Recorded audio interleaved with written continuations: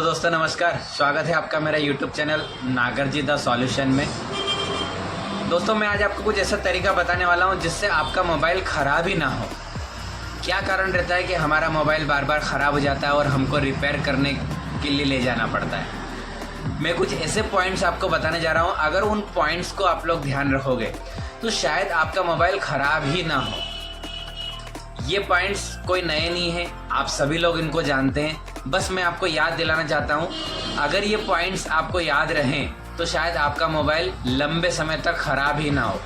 तो जानते हैं अपन कि वो कौन से कारण है जिससे हमारा फ़ोन ख़राब होता है और उसके बचाव से हम फ़ोन को कैसे बचा सकते हैं। सबसे पहला बचाव, अपने मोबाइल को कभी भी कार के फ्रंट डैशबोर्ड पर ना रखें।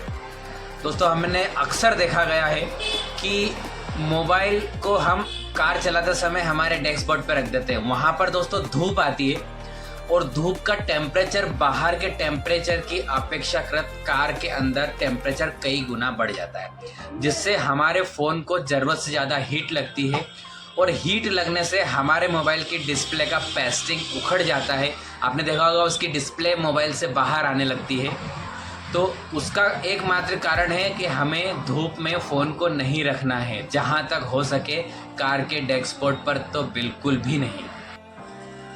दूसरा बचाव, मोबाइल को चार्जिंग करने के दौरान ना तो कभी बात करें और ना ही गेम खेलें।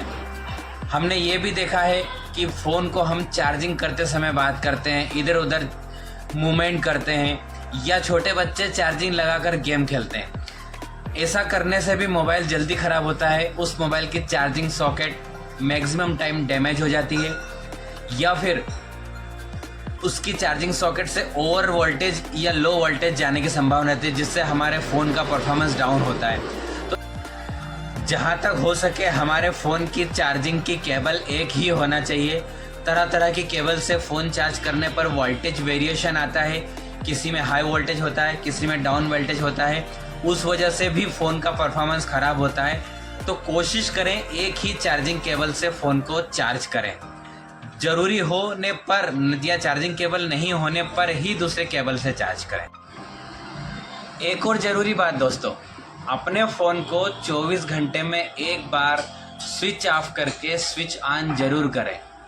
अक्सर देखा गया है हम अपने फ़ोन को 15-15 दिन, 20-20 दिन, महीने भर, या कुछ लोग ऐसे हैं जो अपने फ़ोन को कभी भी स्विच ऑफ और स्विच ऑन नहीं करते। तो फ़ोन को स्विच ऑफ करके स्विच ऑन करना ज़रूरी होता है। जैसे हमें रिफ़्रेश होने के लिए नींद निकालना ज़रूरी है, सोकर उठते हैं तो हम अपने आप को रिफ़्रेश महसूस करते हैं, वैसे ही मोबाइल जैसे ही स्विच ऑफ होकर स्विच ऑन होगा वो स्लीपिंग मोड में जाकर ऑन होगा और सारी फाइलों को अपनी जगह पर व्यवस्थित कर देगा, जिससे आपका फ़ोन हैंग नहीं होगा, स्लो नहीं चलेगा और सारी एप्लीकेशन का परफॉर्मेंस प्रॉपर वर्क करेगा। सो दोस्तों हमारे फ़ोन को 24 आवर में कभी भी एक बार स्विच ऑफ करके रिसेंटली स्विच ऑन करें या फ़ोन को रीस्टार्ट करें।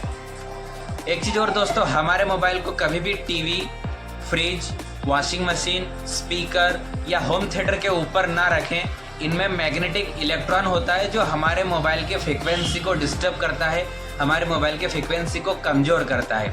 तो हमेशा ध्यान रखिएगा कि TV, fridge, washing machine, speaker, home theatre जैसे इलेक्ट्रॉनिक इक्विपमेंट से हमारे फ़ोन को दूर रखें तो ज़्यादा। हम लोग जो लेटेस्ट एंड्रॉयड फ़ोन चलाते हैं उस पर समय समय पर कंपनी हमें अपडेट्स भेजती है। उस अपडेट्स को हमें भी समय समय पर हमारे फ़ोन पे इंस्टॉल करना होता है, जिससे नई नई एप्लीकेशन आ जाती है और हमारा फ़ोन का परफॉर्मेंस और बेटर हो जाता है। तो अपने फ़ोन को समय समय पे अपडेट। और हाँ दोस्तों, सुरक्षा की दृष्टि से एक पॉइंट और बताता हूँ मैं, बाइक चलाते समय मोबाइल को ऊपर की जेब में ना रखें, नीचे की जेब में रखें और जहाँ तक हो सके ब्लूटूथ ईयरफोन से ही बात करें। इस टाइप का ईयरफोन लें, जिससे क्या होगा, हमारे फ़ोन की सुरक्षा भी रहेगी और हमारी स्वयं की भी सुरक्षा हो।